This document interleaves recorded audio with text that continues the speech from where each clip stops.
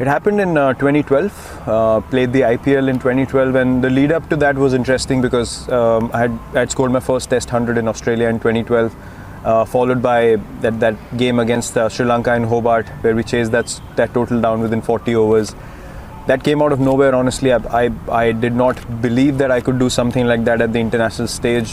It happened, gave me so much belief from there, and then Asia Cup came and I got 183 against Pakistan.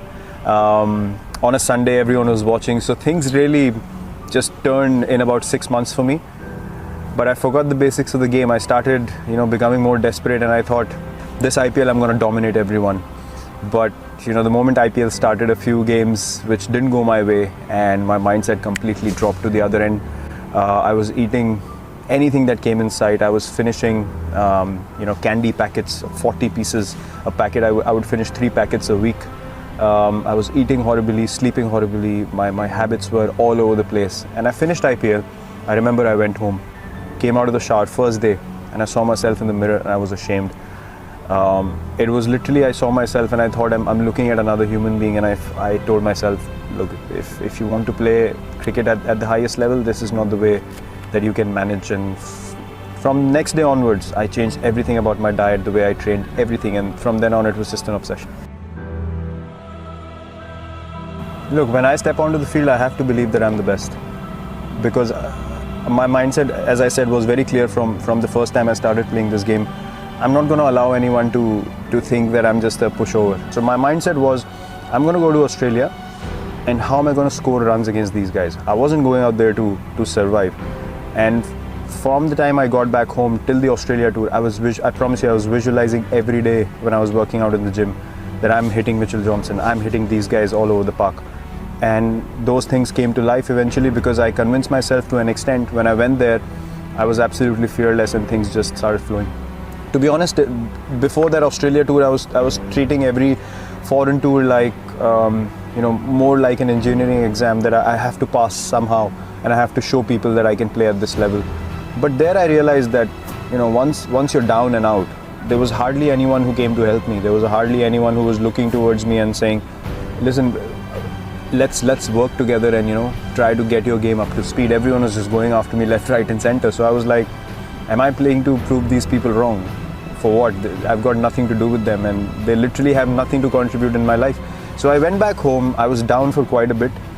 The great thing that happened at that stage was I realized who's with me, who's not. Things were filtered to an extent that I just got so relaxed. When I went back home, I was like, okay, I've hit rock bottom now. No one believes in me. Everyone thinks I should not be playing Test cricket. So what can I do? I can just work as hard as I can. For me, one thing was always very clear. When I step onto the field, I'm going to give 120% every game that I play. And one thing for a fact, that no one can count that against me. Till the time I play this game, I am going to play this way, and this is who I am. And if my mindset in the field is simple, I will not stand around wanting people to do something that I'm not able to do first. For me, every ball is an event. Every moment is an opportunity to make your team win. And that is exactly why you step onto the field. You have to make that time count. If you told me I had to walk away from this game tomorrow, I can walk away without any regrets, because everything that I've done since I entered the Indian cricket team has always been for the team. I've been booed by 40-50,000 people regularly when I enter the stadium. If I start focusing on those 50,000, I can't play a ball. For me, that's an opportunity. That's an opportunity for me to say, okay, fine, things are stacked up against me. Let me test myself how good I am. There always have been 2 options for me. Either it's fight or flight, and I've never taken flight. Or flight. I've never taken flight. For me, that's just not because look, I can take flight if I can't sleep peacefully at night. For me, it's not worth it. I might as well take the fight. If I fail, I know that I took the right option, and that gives me peace. For me, when I leave the field, as I just said, I need to be able to know that I've given everything I had, and I sleep like a baby. There is nothing else that can distract me then, because in my potential as a human being, God has blessed me with a healthy mind, healthy body, an opportunity which everyone wants.